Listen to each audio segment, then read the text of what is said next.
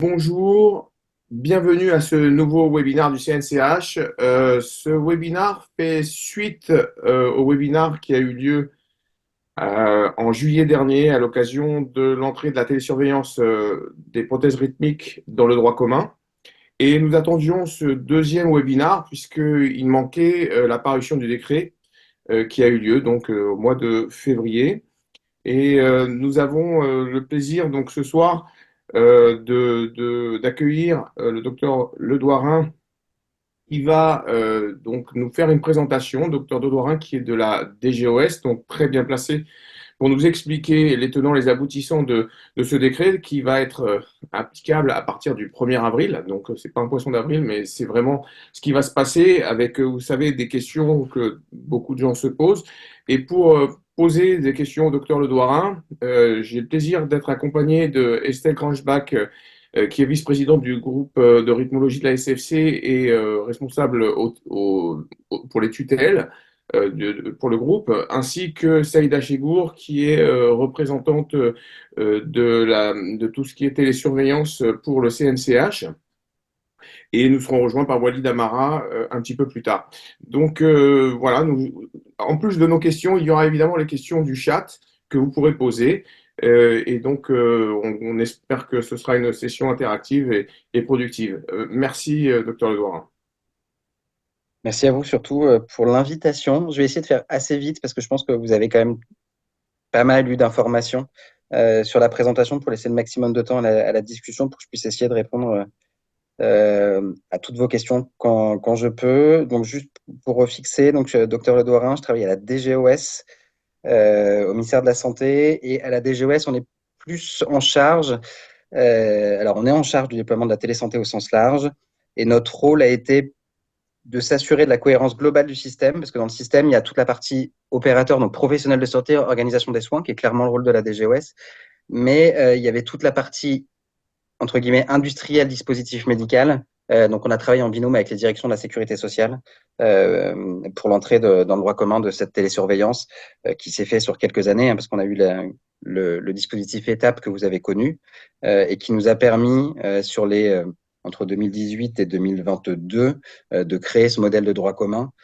Pour rappel, on est le deuxième pays au monde à avoir un modèle de prise en charge de droit commun de la télésurveillance. Il y a les États-Unis qui ont un modèle qui marche difficilement d'ailleurs aujourd'hui, et la France, avec des modèles expérimentaux, des modèles, on va dire, à moitié, comme le modèle allemand, qui est le modèle DIGA, qui prend en charge que la partie dispositif médical, mais pas du tout les professionnels de santé.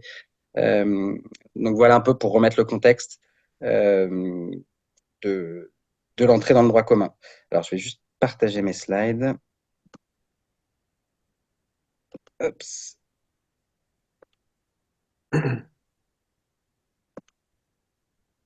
Alors, pour refaire très rapidement, je vais passer rapidement sur certaines slides, mais on pourra y revenir après si vous le désirez.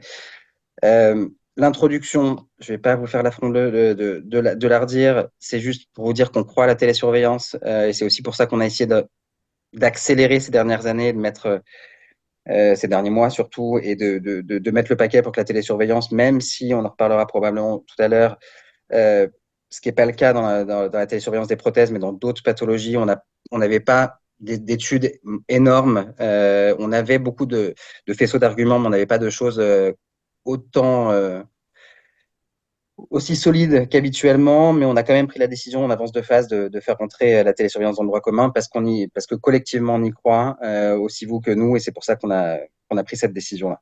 Je vais pas revenir avec des impacts quand même, et ça c'est important, donc je vais juste prendre 30 secondes, des impacts à la fois pour le patient en termes de morbi-mortem et de qualité de vie, mais aussi en termes d'impact sur les organisations des soins.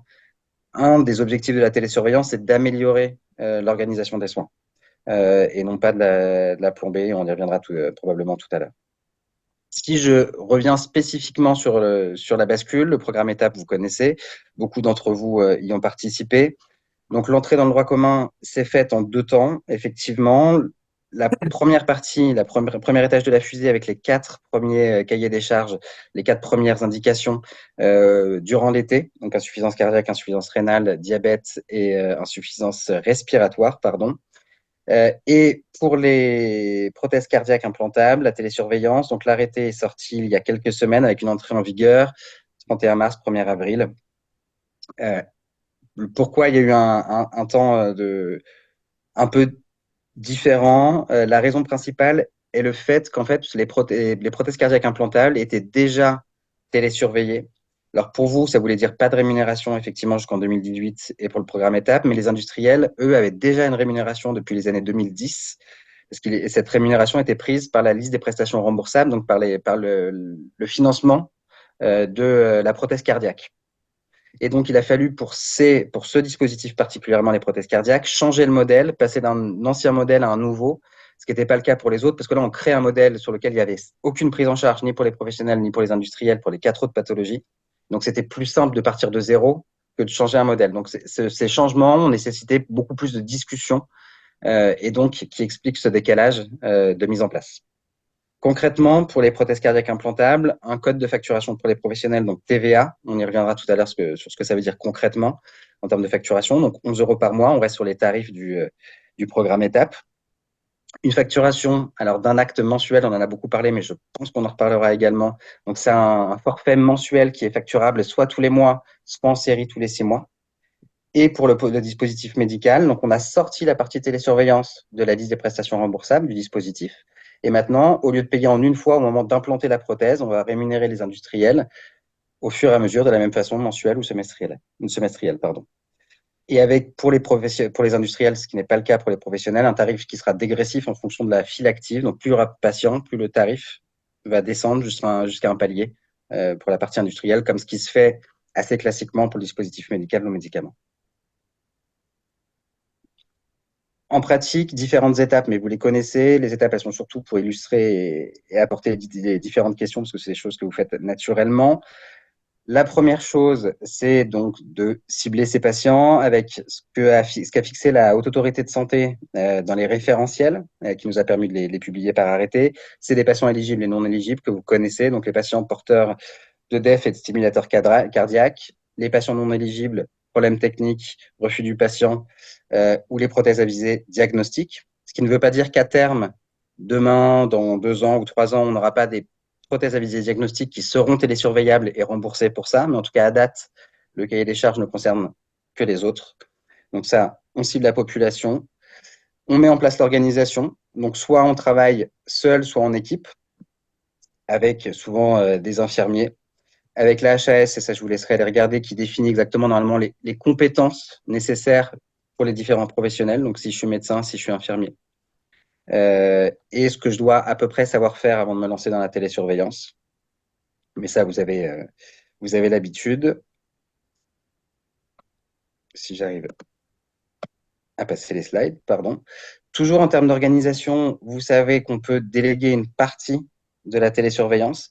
Alors, on fait la différence entre déléguer et confier. Soit on décide de tout faire seul, il n'y a pas de souci.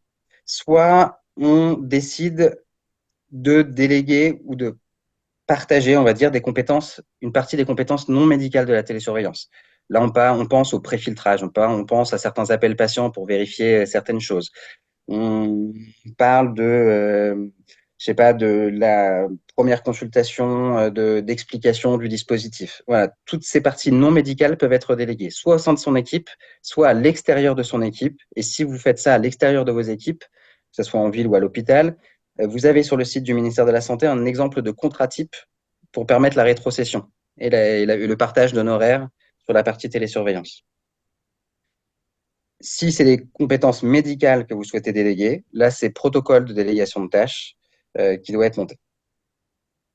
On pourra y revenir tout à l'heure si vous le souhaitez.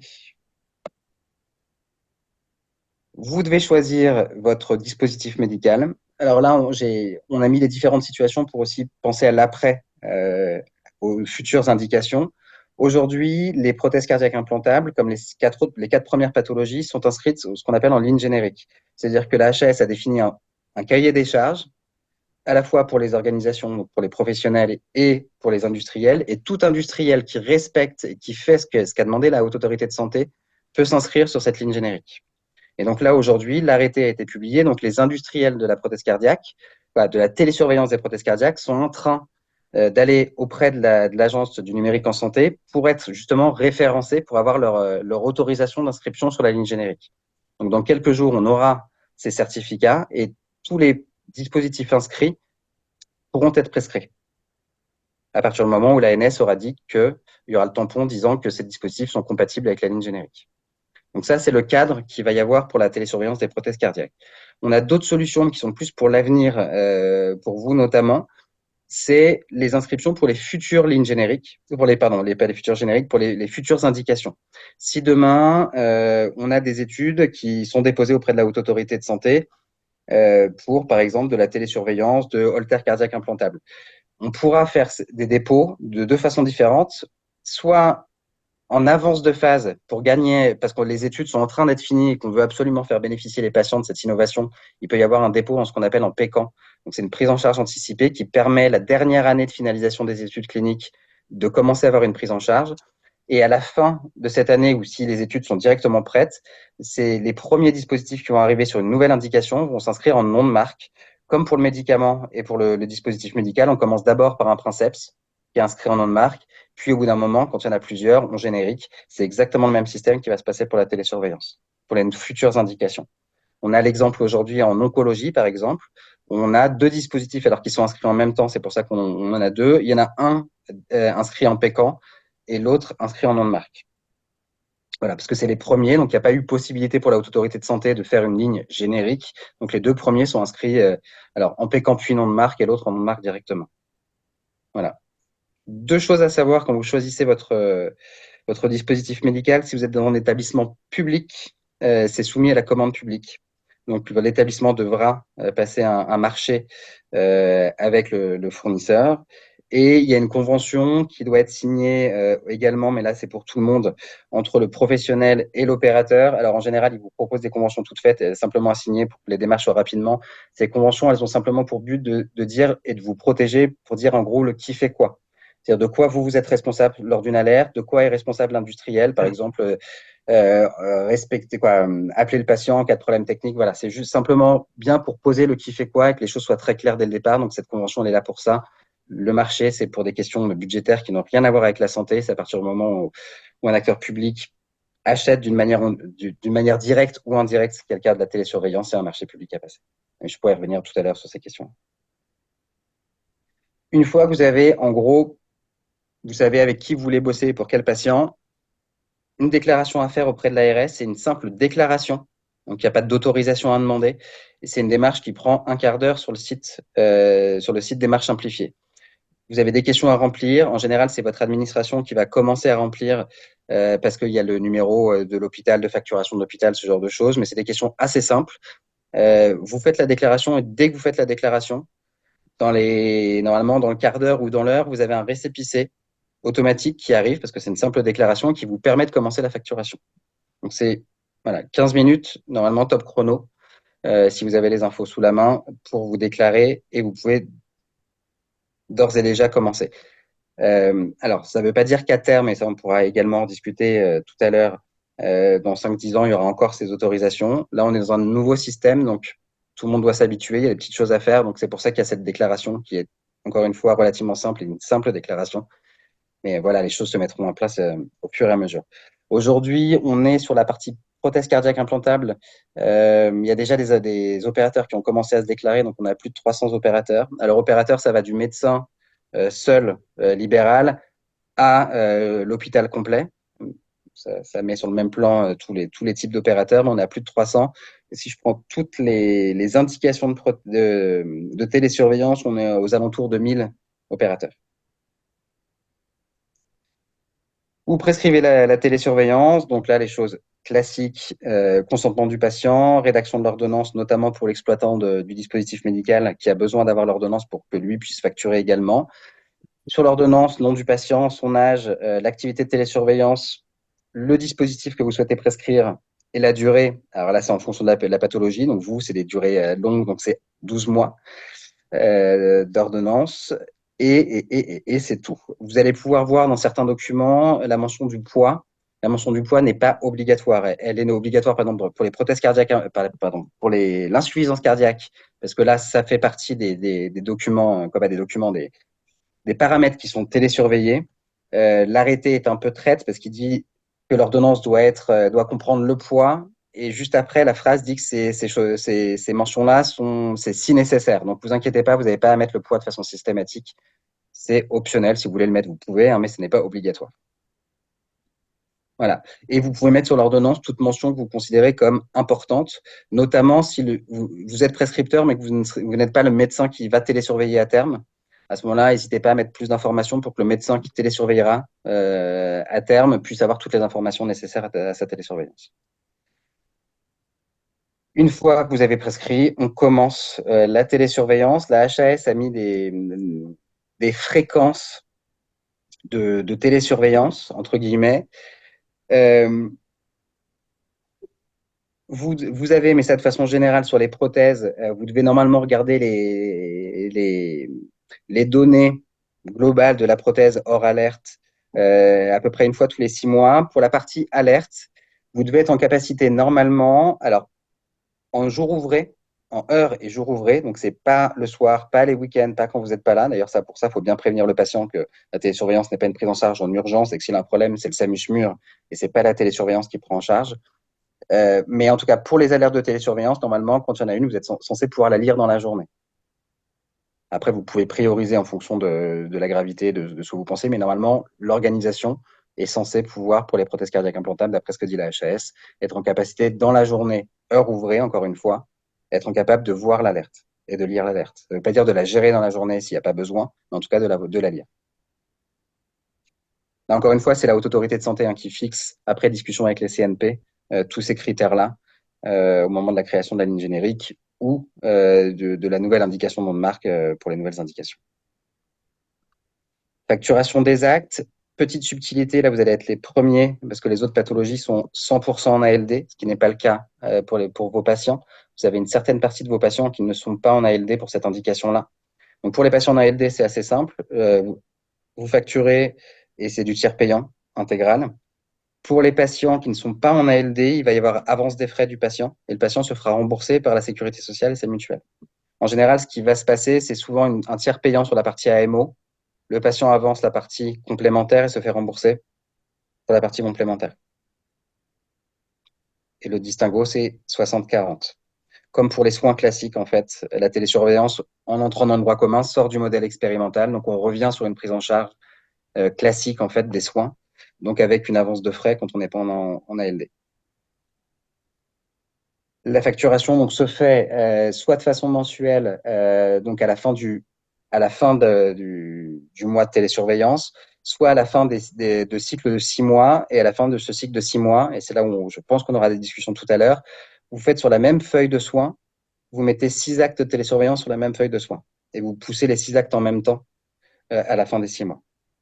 Donc effectivement, ça fait 6 lignes, mais normalement c'est censé être une facture si tout le système derrière marche bien.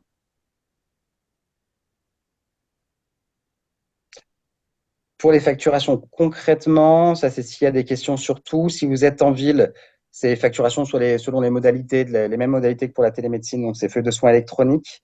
Vous récupérez les données médico-administratives et vous poussez la feuille de soins électronique. Pour l'établissement, les établissements publics, donc ex-DG, ex-OQN, pardon, c'est l'établissement qui facture comme des actes et consultations externes sur le même mode.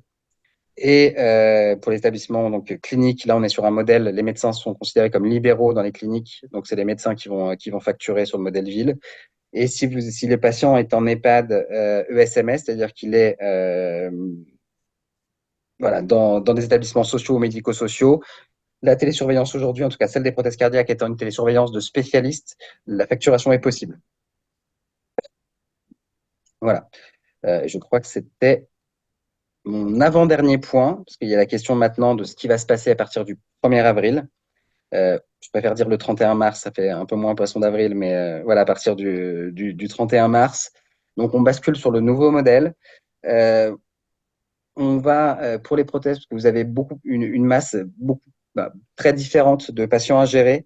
Donc, au lieu de faire ce qui avait été fait au moment de la bascule des autres cahiers des charges au mois de novembre, pardon, au mois de juillet-août, c'est-à-dire de dire aux professionnels, vous finissez les périodes d'étape et après, au fil de l'eau, vous facturez le nouveau modèle, c'est-à-dire pour chaque patient, il fallait finir les 6 mois étapes, facturer la lettre clé étape, puis basculer.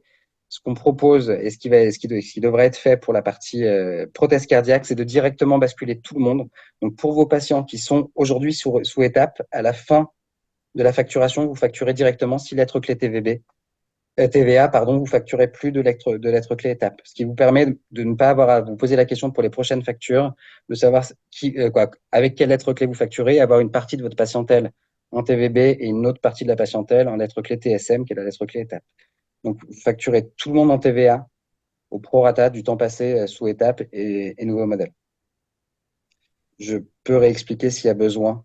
Et vous avez un exemple. Il y a une communication qui est partie, je crois, aujourd'hui ou qui va partir dans les prochaines heures, justement pour bien réexpliquer le process de bascule entre étape et le droit commun.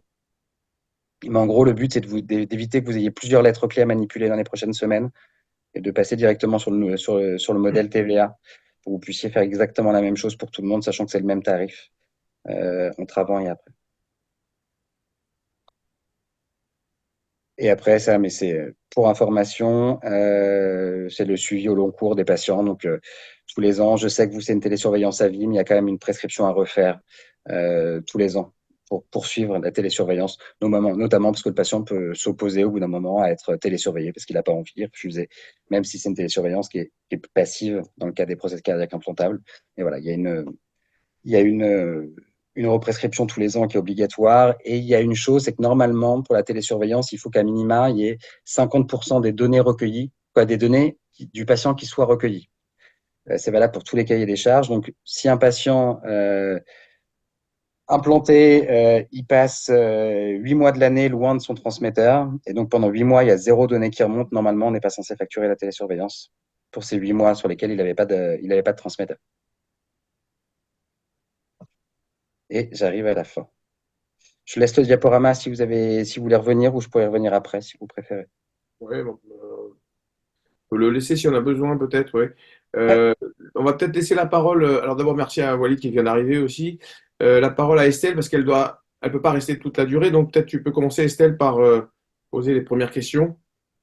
Bah merci, merci beaucoup et merci pour comment dire, ce résumé très bien expliqué donc du passé. Express.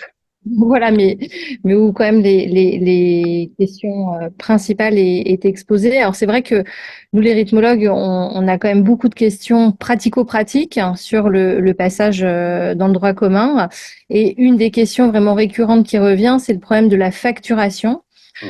Alors j'ai bien compris que c'était un forfait mensuel, mais c'est vrai que ça peut être une prescription qui va jusqu'à 12 mois. Donc c'est vrai qu'on comprend pas très bien. D'un côté, on peut faire une prescription de 12 mois et d'un autre côté, il faut facturer un forfait mensuel, ce qui, même si évidemment on peut faire sur une même facture, mais c'est des lignes en plus et donc c'est forcément du temps administratif supplémentaire. Est-ce que ça pourra être amené à évoluer avec le temps parce que clairement on se trouve que c'est pas très adapté pour des patients qui vont être télésuivis pendant toute la durée de vie de leur prothèse, quoi. Ouais. Alors, il y a deux sous-réponses à votre question. Est-ce que le forfait mensuel pourra devenir un forfait semestriel à terme? La réponse, on en a rediscuté suite à notre entretien il y a quelques semaines. La réponse de la CNAM aujourd'hui est assez claire, c'est ça restera un forfait mensuel. Donc, on doit faire des progrès sur la facturation et la possibilité de facturation en série, par exemple, de faciliter ces facturations de 6 actes en même temps, en une fois, pour qu'il n'y ait qu'une seule manip à faire et pas 6 manips. Mais ça restera un forfait mensuel. Par contre, sur la question de cette fréquence, aujourd'hui, effectivement, on est passé sur une facturation de 6 actes. Si on s'aperçoit, parce qu'il va y avoir là maintenant que c'est rentré dans le droit commun, il va y avoir des échanges avec les différents représentants pour suivre justement l'entrée dans le droit commun de la télésurveillance, savoir si de façon opérationnelle, ça rentre bien, si ça se passe bien, etc. Si on s'aperçoit dans quelques mois que c'est un frein énorme et qui a besoin de faire évoluer, on pourra clairement remettre sur la table le fait de passer de 6 actes en série tous les 6 mois à peut-être plus. Il faudra en discuter avec vous et la CNAM. Mais ça, par contre, je pense que la porte peut être ouverte de ce côté-là, en tout cas à des discussions sur la partie forfait mensuel. Ça, par contre, ça sera compliqué. Sur la partie nombre d'actes en série, oui. Sur la première, voilà, ce point-là, aujourd'hui, est fermé. Je préfère être très clair hein, sur ce qui est possible de discuter ou pas. En tout cas, aujourd'hui, à date. Je peux pas insulter l'avenir, hein. Dans un an, il peut se passer complètement différent voilà. Mais aujourd'hui, Ça, avec les infos que j'ai, voilà. cet élément, bonjour et merci pour votre Bonjour. présentation. Je suis arrivé en cours, mais c'était vraiment magnifique. Et c'est vrai que c'est un élément qui est un frein. C'est-à-dire que je pense que les surveillances des prothèses n'est pas la surveillance de l'insuffisance cardiaque. Et donc, c'est vrai, OK, on peut regrouper les actes, mais ça n'a pas de sens. C'est-à-dire que la TSM, c'est bien pratique, on le facturait tous les 6 mois. Et, et c'est des patients qui vont garder leur prothèse pendant 10 ans, qui sera remplacée, qui regarderont 10 ans de plus. Donc, c'est des actes qui sont partis pour 10, 20, 30 ans, pour remplacer les contrôles qu'on fait de visu, où il y a des frais qui sont liés aux ambulances, etc. Donc, rajouter une surcharge administrative, c'est vrai que ça n'avait pas beaucoup de sens. Et c'est vrai que Estelle faisait une excellente remarque, c'est de dire, c'est particulier, c'est des patients stables qui gardent leur prothèse pour des années, et facturer de manière mensuelle, c'est compliqué. Ouais. On a eu honnêtement beaucoup de débats là-dessus. Là, je vais plus vous donner mon avis personnel. Je ferme la parenthèse des GOS quelques minutes. On a besoin, c'est un nouveau modèle. C'est un nouveau modèle qui se construit à partir d'un modèle historique français de prise en charge des patients à l'acte, à l'activité, avec des contreparties, avec des choses comme ça. On crée un nouveau modèle et ce nouveau modèle, je pense que de part et d'autre, on a besoin de créer une confiance dessus.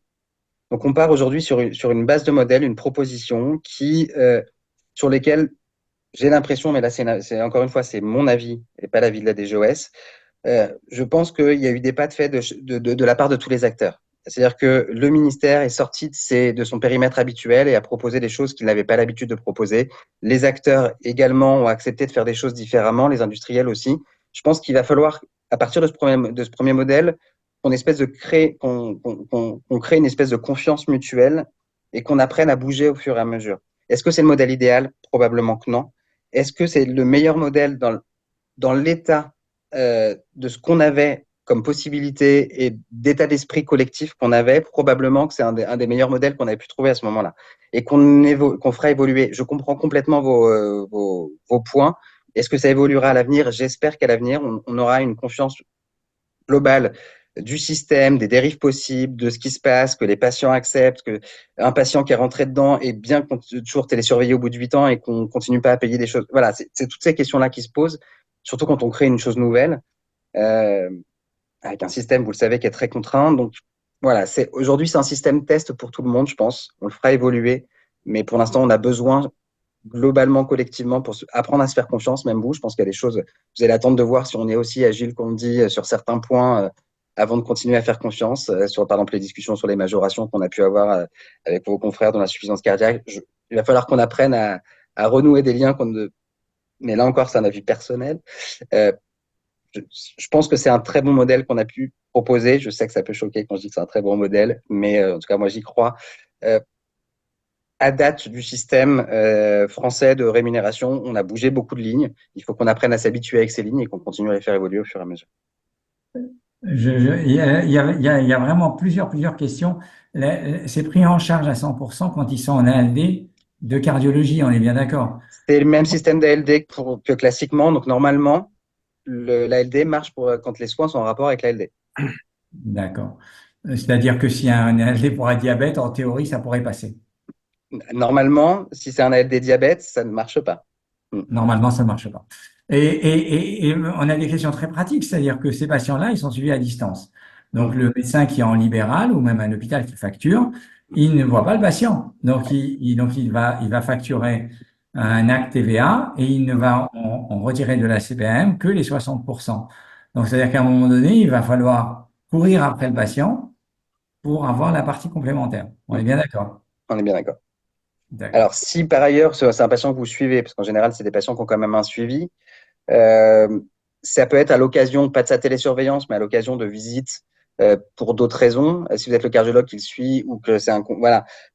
Par ailleurs, pour sa pathologie plus globale, au moment de ses venues pour ses consultations, vous pouvez en profiter pour facturer le reste, c'est-à-dire la télésurveillance. Bien Il sûr. vient pour une consultation autre, vous en profitez pour lui dire, lors de cette téléconsultation, ça fera à peu près 1 an qu'on ne s'est pas vu, je vous facture la partie prothèse cardiaque. Ça peut être aussi effectivement, il y a des organisations pour ces patients-là qu'il va falloir trouver. Je pense que il y aura des dispositifs au fur et à mesure qui vont être très rapidement créés pour vous permettre de faire des appels à distance de fonds. Et le Mm. patient non pris en ALD devra aussi régler la partie industrielle. Mm. Le patient non ALD, il faudra qu'il paye votre partie à vous et la partie industrielle à l'industriel, effectivement. Sachant qu'actuellement, c'est 550 euros. Après, ça va descendre, j'ai vu, jusqu'à 50 euros par semestre. Mais Mm. enfin, c'est des sommes impossibles aujourd'hui. On ne peut pas leur demander ça. Enfin, C'est des sommes qui sont remboursées par les complémentaires ou par la CMU, hein. Mais d'accord. Toutes les complémentaires remboursent ça. on est sur du soin classique, donc normalement les complémentaires prendront en charge, oui. Donc, il ne faudra pas faire attention de ne pas mettre un Le patient. problème que vous pourrez potentiellement avoir, et là pour lesquels il faudra accompagner, c'est les patients qui n'ont pas de complémentaire ni de CMU-C ou de CMU, ce qui est relativement rare, mais ce qui peut arriver. C'est ce cas-là où il faudra bien accompagner le patient et se poser la question, mais sinon normalement tous les patients sont soit sous CMU, soit sous complémentaire, qui prendra en charge ces 40%. Alors, du coup, moi, j'avais une question aussi là pour ces patients qui sont hors ALD. Les industriels devront se faire payer la part, en tout cas facturer la part complémentaire. Et comment Sauf ça. s'il faut un tiers payé en complémentaire, hein, mais ça faut faire des deals avec les mutuelles. Le problème, c'est l'accès en fait au numéro de sécu et aux cartes de mutuelle des patients. Alors ça, de toute façon, les industriels vont devoir avoir sur l'ordonnance et c'est ce que normalement, ce sera censé être, ah ben non, pas sur la terre, pardon, je dis des bêtises. C'est ce qui est déjà fait pour les autres indications. En fait, l'industriel facture à l'assurance maladie de façon mensuelle ou semestrielle, quand même, bon, souvent on va dire mensuelle, et donc il est censé déjà avoir les codes d'identifiant des patients pour pouvoir facturer. Donc Mais c'est ils des n'ont informations qu'il faut donner à l'industriel sur l'ordonnance. pas les cartes de mutuelle. Normalement, le numéro de sécu, le NIR, ça devrait suffire. Normalement, non, mais normalement, en faisant une feuille de soins électronique, en passant par l'assurance maladie, c'est de façon automatique On peut à imaginer que l'industriel se débrouillera. la Par contre, là, complémentaire. il ne faut pas tomber dans le piège et d'envoyer un patient qui n'a pas d'assurance sur de la télésurveillance qui n'était pas forcément Si 100%. un patient n'a pas de complémentaire, Et effectivement, on là, le remet dans un traquenard à ce moment-là, hein. Donc faire attention parce que c'est des sommes importantes. Ouais. 4 euros par mois pour disons, la télésurveillance de la partie médicale, c'est peut-être acceptable, mais les sommes pour industriels, si on doit les demander aux patients, c'est autre chose. Enfin, bon, c'est juste à savoir. Il y avait d'autres questions, peut-être, Saïda, non, tu n'avais pas une question? Il y a plein de questions du chat après, hein, Donc, en dehors de la facturation, j'avais une question concernant le nombre de patients qui sont télésurveillés. Vous avez avancé un chiffre tout à l'heure, 300 opérateurs. Combien il y a de patients télésurveillés actuellement? Je risque de vous dire une bêtise. Je sais que dans étape, alors là, parce que les chiffres arrivent au fur et à mesure, et comme la bascule s'est fait progressivement là sur la bascule entre les codes étapes et les codes télésurveillance sur les 4 premières pathologies, c'est très difficile de vous dire. Sur étape, sur la partie prothèse cardiaque, on est entre 80 et 100 000 patients sur toute la période. Je ne pas en file active, mais sur toute la période 2018 à 2023-24, on a eu plus de 100 000 patients télésurveillés sur les prothèses cardiaques. Sur les autres pathologies, on était aux alentours de 30 000. C'était là encore de la file active. Là, les choses sont en train de basculer. Ce qui nous permettra d'ailleurs, en n'étant plus dans un modèle expérimental, d'avoir un suivi beaucoup plus fin des facturations et de ce qui se passe. Parce que les modèles expérimentaux sont toujours plus compliqués pour avoir les informations en temps réel. Mais voilà. Parlant de cette expérimentation, est-ce qu'il y a eu une évaluation définitive du programme? Elle est en cours. Il y a eu Ouais. un intermédiaire en Il y a eu un 2020. rapport intermédiaire. Là, l'évaluation est en cours. Donc, c'est l'IRDES qui mène qui va mener l'investigation. Donc, il y aura un rapport final pour vous dire exactement quand. Je ne peux pas vous dire. J'espère d'ici la fin de l'année. Une autre question, après je passe la parole. Pour les établissements de santé, vous avez parlé de convention. Est-ce qu'il y a nécessité d'avoir un appel d'offres ou pas? Alors, il y a deux choses différentes. Il y a la convention pour régler le qui fait quoi entre acteurs. Donc, c'est simplement dire on travaille ensemble. Toi, tu es en charge de ça. Moi, je suis en charge de ça. Donc, ça, c'est une première chose. L'appel d'offres ne concerne que les établissements publics. Tous les établissements soumis à la commande publique, au droit des marchés, si vous préférez. Et effectivement, il y a une commande publique pour la télésurveillance à faire quand on est soumis au droit des marchés publics. Alors, vous devez probablement vous demander pourquoi ou pas. Si vous ne posez pas la question, ça me va très bien aussi. Oui, pourquoi? Non, mais en fait, on peut se dire que la télésurveillance étant facturée directement à l'assurance maladie, il n'y a pas de transaction financière entre l'industriel et le professionnel, en l'occurrence l'établissement de santé. Pour autant, en fait, le code des marchés publics ne parle pas forcément de transactions financières directes. Les transactions peuvent être indirectes. Ce qui se passe pour la télésurveillance, c'est qu'en fait, le destinataire de la télésurveillance n'est pas le patient. Donc, on n'est pas sur un dispositif médical classique. La télésurveillance, en fait, son objectif, c'est de refaire remonter de la donnée au professionnel de santé pour que le professionnel de santé puisse faire ses actes et facturer lui ses actes. Donc, le bénéficiaire étant le professionnel, donc l'établissement, il y a bien un lien.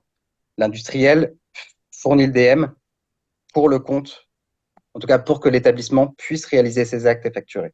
Donc, il y a bien un lien qui se fait à cet endroit-là, ce qui explique le besoin de marché public.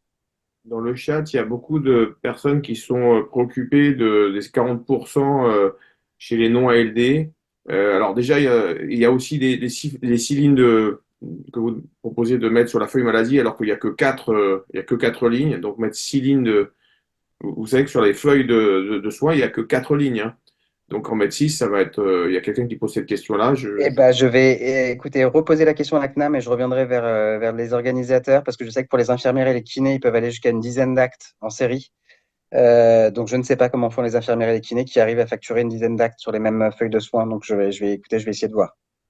Bon, et puis il y en a plusieurs qui se préoccupent du fait que pour ces patients non ALD, ça pourrait être compliqué. Alors, c'est vrai que c'est pas la majorité de nos patients.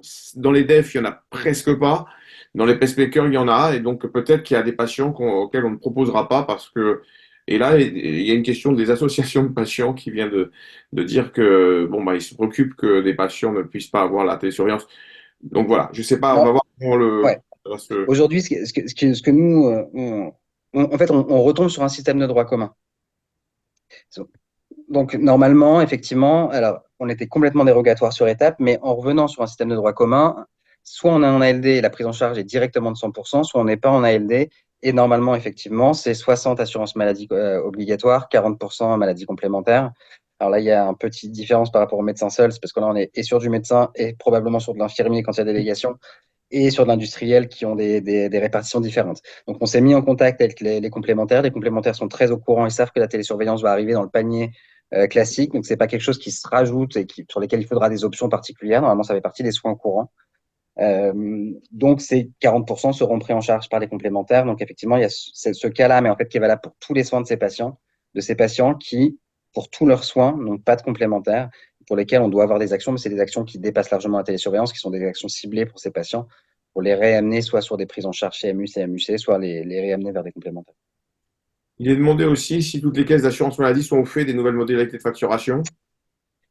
Je l'espère. Normalement, il y a des lettres réseau qui ont été envoyées à toutes les caisses d'assurance maladie et notamment qui là ont été ou qui vont être de nouveau réenvoyées pour la bascule de la lettre clé TVA avec les facturations. Donc l'assurance maladie, on les a tous les jours sur ces questions-là. Donc ils sont bien informés. Normalement, les CPAM le sont également.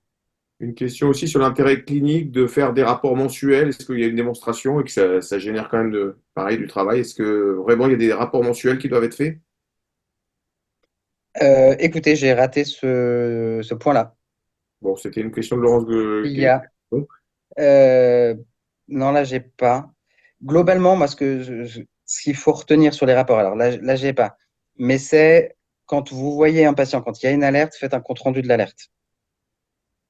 Point. Donc c'est juste, on reverra ça. C'est un point peut-être à Je revoir. reverrai ce point-là. Si vous avez la phrase, je suis preneur, j'essaierai de revoir. Mais la philosophie, c'est de dire, quand on télésurveille, on prescrit pas une télésurveillance qu'on ne fait pas. C'est-à-dire qu'on télésurveille des patients pour lesquels on fait réellement un acte. Après, vous n'êtes pas responsable si le patient fait zéro alerte, hein, mais en tout cas pour lesquels il y a une démarche de vouloir télésurveiller et pas simplement je prescris et au bout de 10 ans, je me pose la question. Donc, première philosophie de base, mais ça qui est valable pour tous les actes. Et après, pour la télésurveillance, c'est surtout je télésurveille. Donc, il y a une alerte, je la traite, je laisse un compte rendu. Et ce compte rendu, en général, si je peux, je l'envoie au médecin traitant ou je le pose sur le Bon, DMP. une autre question qui est posée sur la facturation par Vincent Probst. Il demande Vincent, si... il est là, je pense qu'il va prendre la parole. Je l'ai fait Ah, bah, rentrer aussi d'accord, dans la Vincent, salle. vas-y. Tu voulais Euh, poser... oui, Jérôme, bonjour, je pense que vous m'entendez. Oui, Je crois très bien. qu'Estelle doit devoir partir, pardon. mais si vous pouvez aborder la question des plateformes multiconstructeurs, je pense que Oui. ça intéresse beaucoup de personnes dans l'auditoire. Voilà. Bon, ben merci beaucoup. Bon, Merci. Merci à vous. est-ce que vous voulez qu'on parle de ça maintenant? Oui, effectivement, on a ce problème-là des plateformes multiconstructeurs. Il y en a une, il y en aura peut-être plusieurs. La question, c'est effectivement c'est fait pour gagner du temps pour des centres qui ne sont pas forcément équipés, des 3 ETP recommandés pour 1000 personnes, hein. Je pense que vous avez lu ce document des experts euh, de la HRS l'année dernière. Et donc, effectivement, l'idée, c'est de gagner du temps pour la facturation, notamment parce que là, vous nous compliquez un petit peu la vie, on va dire, avec le mensuel, pour les déconnecter aussi, qui est un sujet, et puis peut-être pour d'autres choses, l'IA, etc. Donc, voilà, la question aujourd'hui, c'est les médecins vont se retrouver un petit peu en difficulté parce qu'ils devront envoyer l'ordonnance à un système. Comment vous voyez ça au niveau du ministère? Alors, nous, on a posé le cadre. Je ne me prononcerai pas sur l'intérêt de telle solution par rapport à telle autre solution. C'est pas mon rôle. Donc je ne me prononcerai pas, pardon, sur cette partie. Nous, ce qu'on a fait, c'est poser le cadre. C'est de dire la télésurveillance, on prend en charge un dispositif qui récupère de la donnée brute et qui génère à partir de cette donnée brute des alertes qu'elle transmet au professionnel pour que le professionnel puisse agir. La Haute Autorité de Santé a publié un référentiel pour dire exactement quel type d'alerte et sur quelles données doivent générer les dispositifs de télésurveillance. En l'occurrence, sur les prothèses cardiaques, elle a dit voilà, c'est tel type de données brutes qui doivent être récupérées et c'est tel type d'alerte qui doivent être générées. La ligne générique est créée. Maintenant, l'ANS va recevoir les dossiers d'inscription des différents fournisseurs de ceux qui souhaitent pouvoir être pris en charge au niveau industriel pour la télésurveillance des prothèses. L'ANS va regarder si effectivement ça correspond bien au référentiel. Donc, si, peu importe le constructeur, s'il y a un constructeur qui montre auprès de l'Agence du numérique en santé qu'il est compatible avec ces lignes, ces référentiels, qui récupère de la donnée brute et qui génère des alertes lui-même à partir de ces données brutes, il aura le tampon et pourra s'inscrire sur cette sur cette ligne générique. Une fois que les industriels ont ce tampon ligne générique, on publiera par arrêté les noms de ces industriels. Donc, vous prescrirez un de ces industriels. Avant le 1er avril? Normalement, avant le 1er avril, oui. D'accord. Voilà. En sachant que ces industriels, donc il y a 2 catégories, hein. Il y a ceux qui sont plateformes et puis ceux qui sont qui délivrent le transmetteur et ramènent les données. Donc il y a une petite difficulté à ce niveau-là. Si on choisit l'un, on choisit l'autre. Est-ce qu'il ne peut pas y avoir des accords? Est-ce que le gouvernement peut s'en mêler? Enfin, voilà. Alors, on est en contact avec les différents industriels, on discute beaucoup avec eux, mais c'est des accords d'industriels qui doivent trouver entre eux. C'est pas à nous de dire, voilà. Nous, on va s'assurer que la télésurveillance puisse se déployer et puisse se faire. Donc ça, nous, on doit être garant avec le ministère du fait qu'il ne doit pas y avoir de rupture de prise en charge pour les patients pour des problèmes d'organisation ou quoi que ce soit. Et donc, il faut que la télésurveillance puisse se développer. Ça, on sera vigilant là-dessus. Mais ça reste une question d'accord d'industriel pour voir qui fournit la donnée, qui récupère, etc. Nous, on a fixé des règles du jeu et un forfait. Si les industriels veulent se répartir ce forfait, pas se répartir ce forfait, faire des accords, quel type d'accord, c'est pas à nous de voir comment. Nous, ce qui est important, c'est le résultat, c'est-à-dire que c'est des patients soignés, c'est une télésurveillance qui se déploie. Et pour vous, ça doit être simple, c'est-à-dire une prescription et ce qui se passe en back-office, c'est-à-dire comment la donnée transite, etc. Ça doit être assez transparent pour vous. Ce serait Vincent Prost, peut-être, qui devait prendre la parole. Vincent, si tu Ouais. es... En fait, j'avais plusieurs questions assez pratiques qui correspondent aux organisations dans mon centre, mais je pense que ça doit concerner pas mal d'autres centres aussi. Nous, on suit à peu près 2000 patients en télécardio actuellement, depuis pas mal d'années dans le cadre d'étapes. J'avais compris que l'ordonnance servait qu'on va devoir donner aux industriels, servait à ce que les industriels puissent être payés pour la télésurveillance, enfin pour l'accès qu'ils fournissent pour la télésurveillance. Donc, est-ce qu'il y a besoin de cette ordonnance pour les patients qui sont déjà suivis, qu'on a déjà dans nos bases de données, puisque dans ce cas-là, les industriels ont déjà été payés. puisque, Normalement, non. donc, Euh, pour l'instant, il n'y a pas d'ordonnance à faire. Normalement, non, parce qu'il n'y a pas de rémunération. Effectivement, les industriels ne seront rémunérés sur le nouveau modèle que pour les nouveaux patients implantés. Tous les anciens, en fait, comme ils ont la partie de télésurveillance a déjà été payée au moment de l'implantation de la prothèse, on ne va pas les payer une deuxième fois, donc ils sont pas, c'est que pour les nouveaux patients.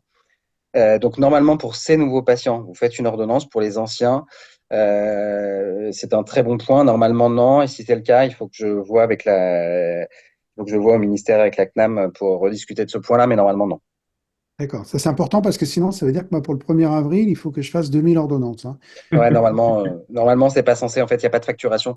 Alors que vous fassiez vous, entre guillemets, une auto-ordonnance, voilà, si vous êtes le médecin téléconsultant, n'est pas le médecin, enfin, télésurveillant, pardon, n'est pas le médecin prescripteur, c'est une chose. En tout cas, pour l'industriel, normalement, non. Euh, Toujours un petit peu sur la transition, là. Euh, un truc que j'ai pas très bien compris. Les patients qu'on suit en télécardio jusqu'à présent, on faisait la facturation, le TSM, tous les 6 mois, à vrai dire. Moi, j'avais de la chance parce que l'assurance maladie m'avait autorisé à le faire une fois par an, ce qui était quand même assez pratique. J'en faisais 2 TSM quand ils venaient en consulte. Euh, Là, quand on va basculer à partir du 1er avril, ce que j'ai pas très bien compris, c'est qu'on passe au code TVA, ça j'ai bien compris. J'ai compris qu'on allait faire 6 TVA, mais le patient que je suis depuis le mois de, si c'est le 1er avril, on va dire depuis le mois de novembre. Donc il y a Mhm, eu 6 mois de télésurveillance que j'ai pas coté depuis 6 mois et que je vais voir en consultation le 1er avril. mhm. Lui, je lui code, ou le 2 avril, on va faire simple. Je lui code quoi? Je lui code 6 TVA.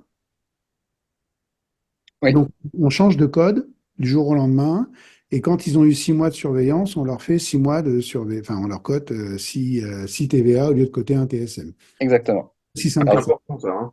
effectivement, l'intérêt de faire ça, c'est de vous éviter d'avoir à jongler et à chaque patient de vous redemander, alors lui, est-ce qu'il était sous étape? Oui, non. Est-ce qu'il avait fini ses 6 mois sous étape dans l'ancien mode ou pas? Est-ce que lui, il est à cheval sur les deux? Donc j'attends et c'est la prochaine fois où je le vois où je basculerai. Et en attendant, je fais. Voilà. Si on avait les deux lettres clés en parallèle, vu la masse de vos fils actifs potentiels, si vous aviez dû gérer patient par patient cette bascule, ça aurait été ingérable pour vous. Donc, le plus simple a été de se dire on bascule tout le monde au même moment. Et même pour le stock, c'est-à-dire les patients qui sont déjà aujourd'hui sous étape, en fait, on transforme les 6 mois d'étape en 6 TVA pour qu'en fait, vous puissiez tout de suite passer sous TVA et pas avoir ce double système à gérer. Donc novembre, c'est 6 mois, c'est 6. Décembre, c'est 5, et etc. Exactement. D'accord. Ah ouais, ok. Et je pense que ça, c'est un point important parce que c'était pas forcément très clair pour moi, en tout Et cas. c'était pas le cas surtout pour les autres cahiers des charges. C'est pour ça que là, il y a le schéma que je vous ai montré normalement tout à l'heure est censé partir en information, c'est-à-dire que on a, hein, quand vous vous déclarez en tant qu'opérateur, il y a une mailing list et donc on peut communiquer cette partie-là, cette plateforme démarche simplifiée. Et donc ça va être envoyé via ça. Et la dernière question, c'est justement sur le truc des démarches simplifiées qu'on a, je pense, tous fait il y a quelques mois quand on nous avait demandé de le faire. Il fallait le faire très très vite, donc on l'a tous fait, puis après ça a pris un petit peu de retard. Mais bah, c'est pas très grave, c'est pas le point. Moi, je travaille à l'hôpital et j'ai une activité libérale. Et donc, je Ouais. vois des patients en télésurveillance en public Mm, et en privé. Je pense que je suis pas le seul dans ce cas-là. À l'époque, j'avais fait 2 déclarations. mm. Une, comme je suis le chef de service en tant que chef de service pour la télécardio de l'ensemble du service, hein, puisqu'on est 5 à y participer, et une à titre personnel pour mon activité libérale. Euh, il y a une des deux qui a été rejetée en me disant il y en a besoin que d'une seule. Puisque c'est dans le même établissement, même si j'y suis en tant que libéral, enfin sur mon activité libérale. Et je ne sais pas si pour les autres ça a été la même chose. Ouais. Alors ça aurait pas dû parce qu'en fait ces déclarations sont censées ce qui doit vous permettre de facturer, mais vous facturez pas dans le même univers. Si vous êtes dans l'établissement, c'est l'établissement qui facture, c'est pas vous. Et en libéral, c'est vous qui facturez. Donc normalement, on aurait pas. Donc il faut que je revoie du coup en interne avec les ARS là-dessus. Ça portera pas préjudice, hein, il n'y a pas de souci, mais normalement vous êtes censé effectivement en fait avoir une déclaration en fonction du. C'est le qui facture qui est important. Quand c'est l'hôpital qui facture pour votre activité hospitalière, j'ai envie de dire l'assurance maladie ne sait pas que c'est vous derrière la facturation. C'est l'hôpital entre guillemets qui facture. C'est pour ça que c'est important normalement d'avoir les deux pour votre activité libérale versus, même si c'est la même chose que vous mettez dedans quasi, à part le numéro de facturation.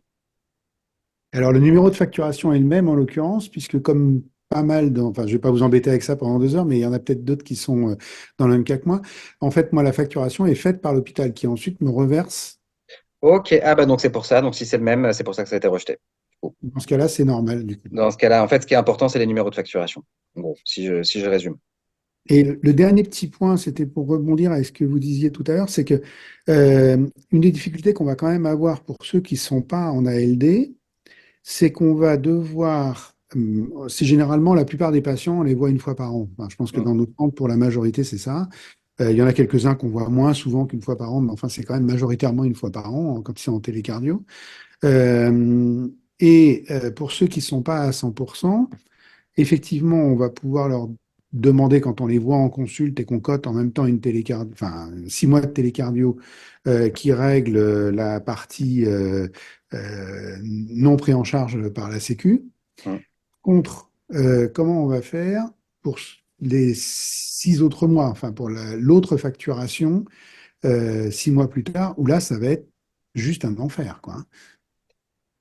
Il va falloir qu'on trouve des organisations. Donc, soit ça va être des choses qui vont se développer qui permettront de payer à distance, soit c'est l'envoi d'un chèque, mais ce qui est toujours possible, mais pas forcément. Soit le patient qui passe juste au secrétariat au bout de 6 mois, il vient pas forcément voir en consultation, mais il vient déposer le paiement. Il va falloir qu'on trouve des solutions ou qu'on adapte, effectivement. Dans des structures comme les hôpitaux, vous imaginez un petit peu le bazar de faire payer un patient pour les 6 mois d'avant où ça a été coté. Ça va être juste infaisable, hein, ça. Ouais.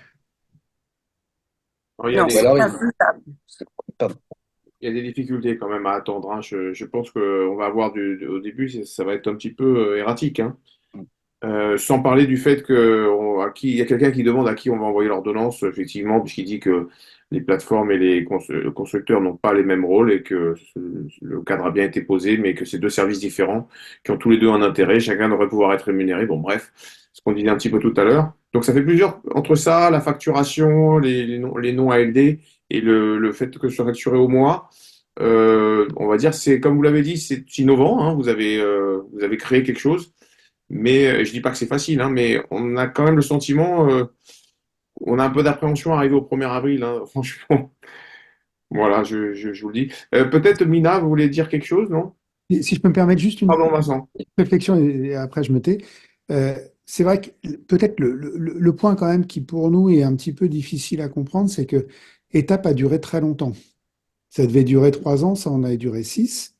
Et Étape a très bien marché. Mm. C'est-à-dire que finalement, on avait un système qui était quand même relativement simple, avec une tarification très, très proche de celle qui va être proposée là. Finalement, des nécessités pour les vérifications auprès des patients qui étaient les mêmes. Enfin, je veux dire, moi, ça m'est arrivé de me tromper, de coter 2 fois une TSM parce que on peut se gourer sur les patients. C'est plutôt bien vérifié par les caisses, hein, qui nous répondent non, vous l'avez déjà coté et c'est éliminé. Donc ça marchait plutôt pas mal. On n'avait pas besoin de faire d'ordonnance. Enfin, on avait un système qui paraissait plutôt bien pensé, simple et efficace. Et là, on a du mal quand même, et je suis désolé, mais j'ai pas bien compris dans votre argumentaire pourquoi ce qui marchait très bien dans Étape, il faut revenir en arrière. On a l'impression vraiment que c'est un retour en arrière très fort, avec cette nécessité d'ordonnance dans l'étape, on nous l'avait demandé au départ, et puis après, finalement, il suffisait de mettre un petit mot sur les courriers, ce qu'on faisait tous pour dire qu'il était suivi en télécardio. Ça, on revient en arrière. On avait la cotation tous les 6 mois, voire tous les ans, on revient en arrière. Et enfin, moi, j'ai un petit peu de mal à comprendre pourquoi le passage dans le droit commun fait revenir en arrière sur un système qui a montré son efficacité et le fait qu'il n'y a pas eu de dérapage, je crois, extraordinaire, pendant quasiment 6 ans, quoi. Mm. Alors, plusieurs raisons qui sont pas les mêmes. Sur la partie ordonnance, vous aviez une facilité. Alors pour les autres, normalement, il y avait quand même en diabéto, etc., des ordonnances à faire. Euh, la différence et ce qui effectivement, entre guillemets, ce qui est vécu par vous pour un retour en arrière, c'est qu'en fait, les industriels, dans Étape, les industriels de la prothèse cardiaque n'avaient pas basculé. C'est-à-dire qu'ils étaient encore sur le modèle l'ancien droit commun. Ils n'étaient pas dans un modèle expérimental où on finançait pas l'industriel via Étape. Donc, il n'y avait pas besoin de cette ordonnance à l'industriel pendant Étape, parce qu'en fait, il n'y avait pas cette facturation-là. Elle n'existait pas.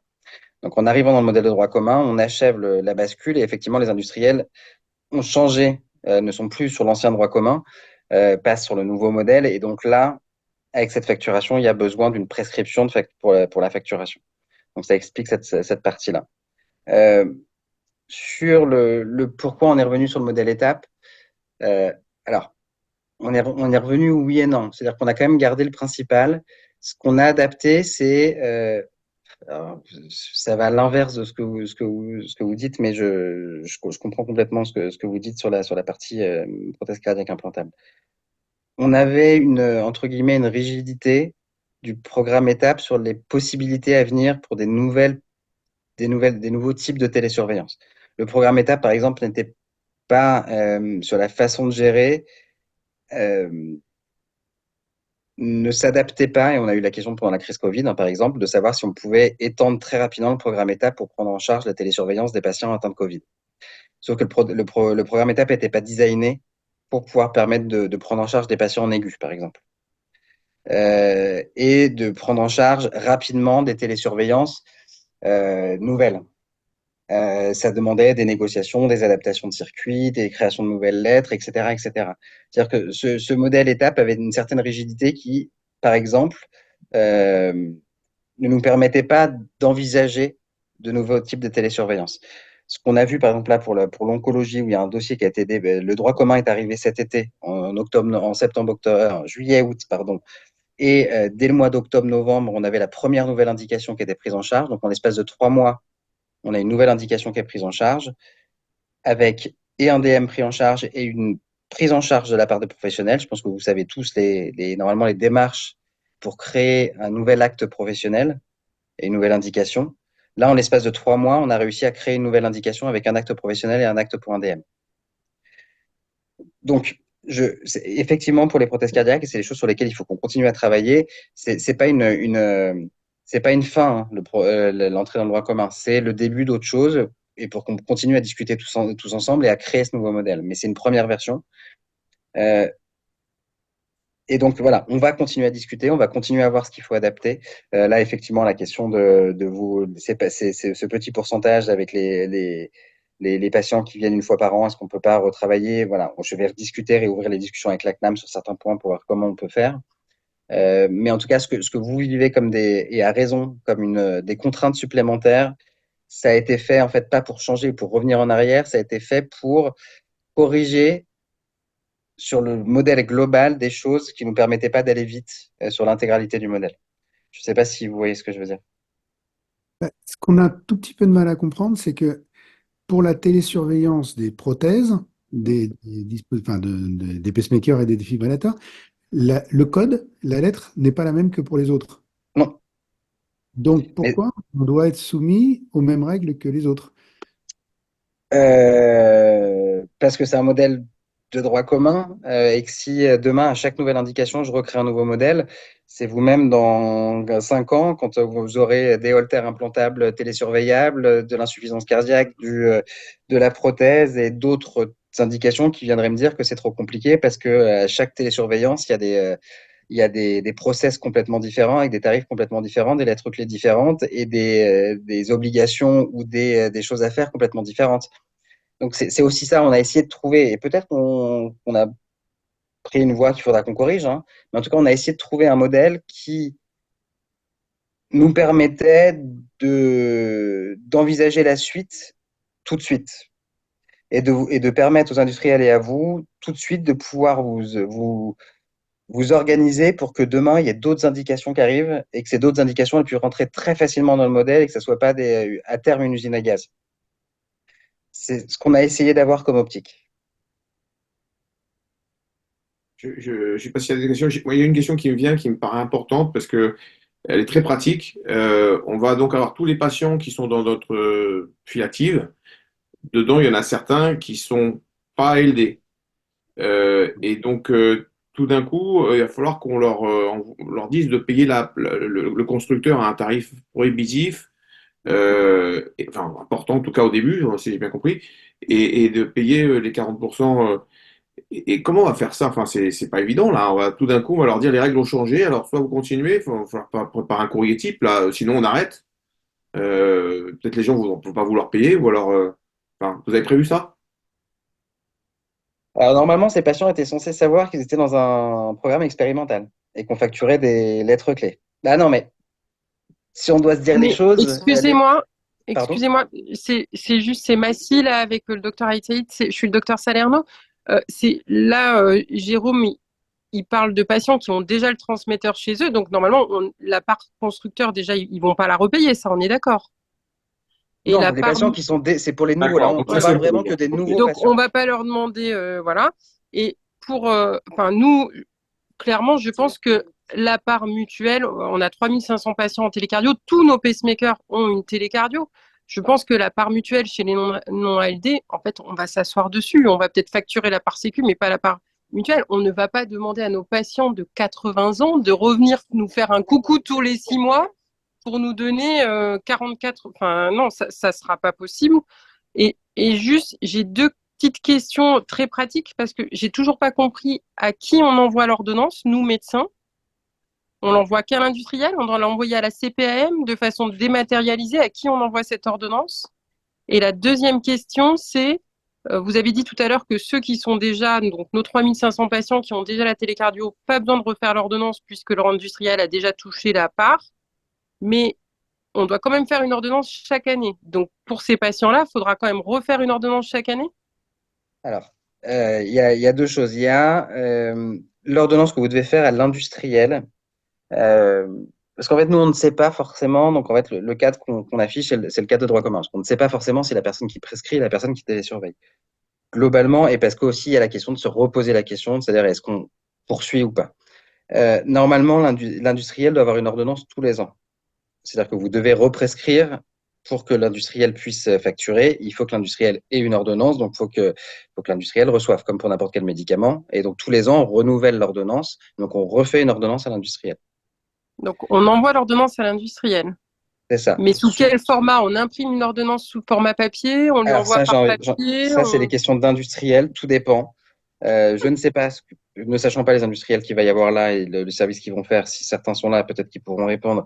Mais en tout cas, dans les autres pathologies, ça dépend. Soit c'est envoyé, souvent ce qui se passe, c'est qu'il y a un système dans l'outil qui permet d'envoyer l'ordonnance via l'outil de D'accord, de télésurveillance. façon dématérialisée. Et on n'a pas envoyé d'ordonnance à la CPAM, nous alors. On est Alors, d'accord. ça, il faudra voir sur votre partie-là, je crois qu'il y a des travaux, mais ça vient aussi avec la e-prescription et sur d'autres choses. Normalement, vous, à l'hôpital, non. Il faut l'avoir normalement, vous êtes censé, théoriquement, vous vous auto-prescrivez. Mais vous allez souvent pas le faire. Voilà. Bah, l'ordonnance, elle sera faite pour l'industriel. Donc on aura une ordonnance quelque part dans notre Doctolib ou dans notre. Donc, Mais on n'a pas vous besoin de gardez une l'envoyer à la CPAM. norme, On garde une alors, trace. je ne peux pas dire sur les travaux de la CNAM. Est-ce que la CNAM n'est pas en train de travailler sur des choses de Bonheur. digitalisation, pardon, de l'ordonnance, notamment de e-prescription? Et donc, où ça va arriver, à quelle échéance, etc., ça, je ne peux pas vous dire à terme. En tout cas, pour Bon, l'instant, pour vous, la, dans l'hôpital, non. la CNAM, elle est au courant qu'il y a de moins en moins de médecins qui sont surchargés de boulot et que rajouter toutes ces couches, c'est assez Ça vertigineux quand n'arrivera que même. si ça peut potentiellement être simple. Donc, ça, sur cette partie, je ne peux pas dire, mais théoriquement, Bon, aujourd'hui, non. merci. Si vous prescrivez pour vos patients et que c'est vous, le médecin télésurveillant, vous envoyez l'ordonnance, vous en gardez une copie dans vos dossiers. Yann, on n'a pas évoqué les problèmes de responsabilité. Mhm. Il y a le constructeur et d'autres aux médecins. Je ne sais pas comment ça se passe quand il y a quelqu'un, une plateforme intermédiaire qui est responsable quand il y a un dysfonctionnement du matériel, ça revient toujours au constructeur, celui qui fournit le transmetteur. Alors, là encore, c'est pour ça que la convention est importante. C'est pour dire exactement qui est responsable de quoi. Normalement, sur tout ce qui est technique, c'est censé être le constructeur, théoriquement. Sur tout ce qui est observance, par exemple, c'est censé être le médecin. Alors, souvent, c'est les parties techniques qui expliquent des parties d'observance. Pour autant, l'observance fait partie de la partie médicale des choses. Donc, s'il n'y a pas d'observance, c'est à vous de dire, normalement, de vous apercevoir qu'il y a un problème d'observance et de dire au constructeur potentiellement, allez regarder sur la partie technique ou de passer un coup de thé. Voilà. Ça ne veut pas dire que c'est vous qui allez régler les problèmes techniques. Mais en Alors, fait, la convention est vraiment importante pour ça. C'est vraiment pour dire le qui fait quoi. La Haute Autorité de Santé, dans ses référentiels, là, c'est difficile de tout vous dire et que j'ai pas en plus le libellé exact en tête, forcément, des 5 cahiers des charges là tout de suite. Mais la HAS a bien précisé des choses. Après, la petite nuance qu'il faut parfois apporter, c'est que, par exemple, pour cette question d'observance, où la HAS dit que les professionnels, l'opérateur est responsable de l'initiation et de la mise en route de la télésurveillance, ça ne veut pas dire que la HAS pense que c'est à vous d'aller installer le transmetteur chez le patient. Ça veut juste dire qu'à partir du moment où vous prescrivez une télésurveillance, vous devez être au garant que cette télésurveillance est bien mise en place. Le fait d'être garant que ça se mette en place ne veut pas dire que c'est vous qui la mettez en place. on connaît tous la pharmacovigilance, la matériovigilance. Est-ce qu'il y a par rapport à cette surveillance? On est sur du dispositif médical, donc c'est le même monde que le dispositif médical avec la matériovigilance. Il y avait Christian Montagnier, puis ensuite Laurence Guédon qui voulait peut-être intervenir aussi. Christian Montagnier? Non. Alors Laurence, peut-être? Oui, ben, bonjour à tous. Euh, on voit qu'il y a beaucoup de questions ce soir et c'est vrai qu'en interrogeant mes collègues médecins, nos infirmiers, en interrogeant les industriels, mon administration, j'ai eu tout à l'heure une réunion avec le service de la facturation, donc au CHU de Lille.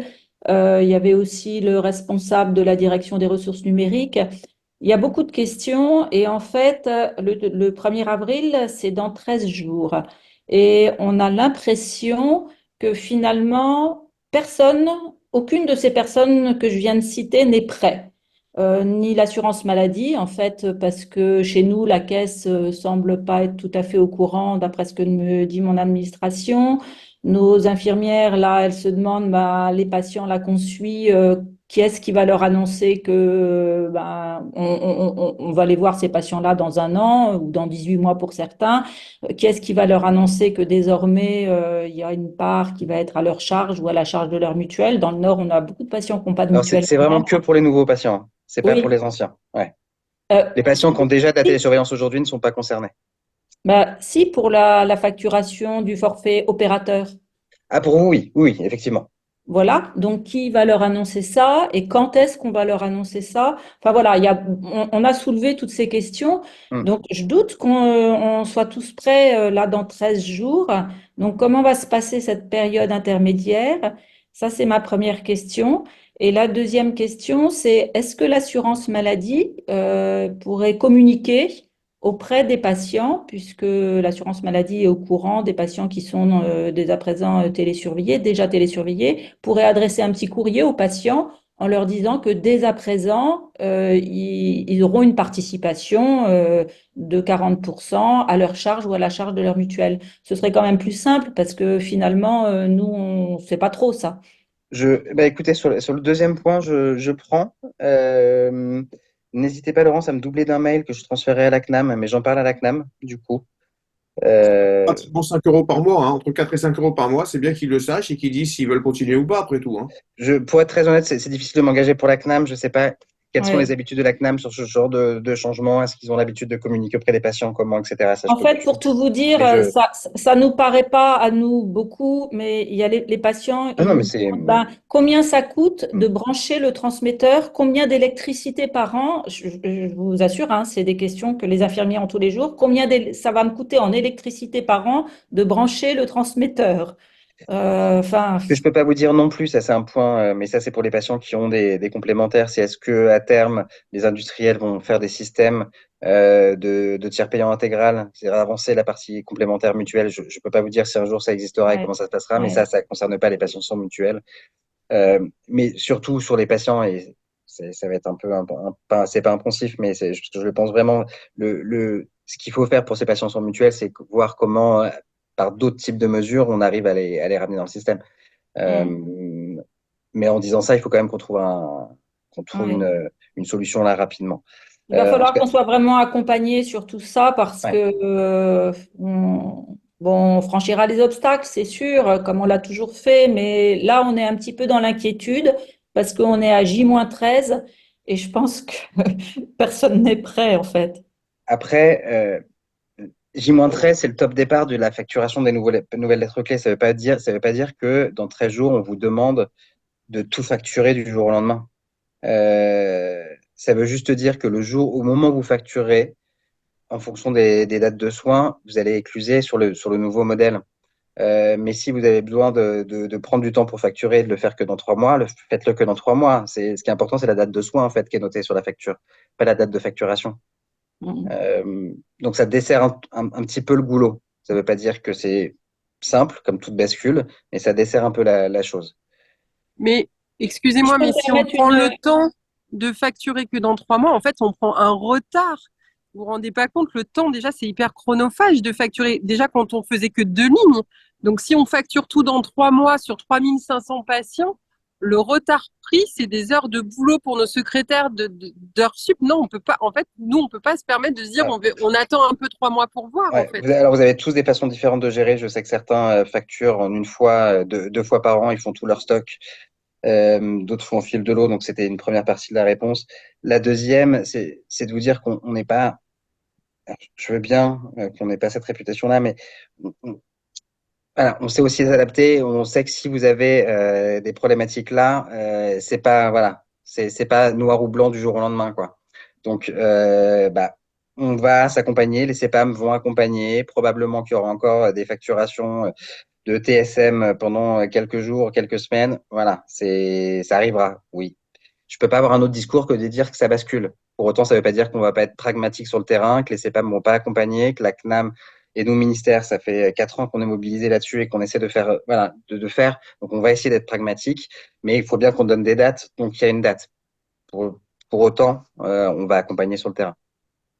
Bien, je sais pas s'il y a pas d'autres questions. Bon, il y en aurait d'autres, mais je crois qu'on va quand même devoir respecter le temps. On a fait 1h15, mais rien que pour vous préserver déjà. Parce Non, que mais pas de souci. Ce que je note, par contre, c'est qu'il faut qu'on communique il y a beaucoup plus beaucoup que, évoqué. voilà. Il y a d'autres questions quand même, on reviendra vers vous. Il y a des gens déjà qui ont demandé si on pourra avoir accès à votre présentation. Est-ce que ce sera possible donc de la joindre avec parce qu'il y aura un replay que vous pourrez trouver sur le site du CNCH, hein, bien évidemment avec tous les autres webinars. Donc, je vous remercie au nom du CNCH et de tous les acteurs présents et de tous ceux qui il y avait plus de 80 auditeurs Merci beaucoup. Ouais. Merci à vous. de nous avoir permis d'avoir cette présentation. C'était pas Et quand je vous facile. dis que les choses se construisent au fur et à mesure, j'ai vraiment, voilà, c'est tous les points d'aujourd'hui. On essaiera de voir. Je peux pas vous promettre. Il y a des choses que clairement, je vous l'ai dit tout à l'heure, qui pourront pas bouger. Il y en a d'autres qui pourront bouger. Donc, en fait, ces remontées sont importantes pour nous parce que moi, si vous me faites pas ces remontées-là, je ne peux pas penser à tout et je peux pas faire évoluer des choses. Donc, j'ai besoin de ces retours. Donc, merci pour ces retours. Est-ce que vous acceptez dans quelques mois de faire une partie 3 pour faire un point de tout ça? Ça dépend. Si c'est positif, oui. Si c'est négatif, je serais peut-être malade ce jour-là. Bon, bah écoutez, merci à tous et puis on va s'arrêter là Merci alors. à vous. Et donc, merci d'avoir été présent. Bonne soirée. Au revoir. Merci, bonne soirée.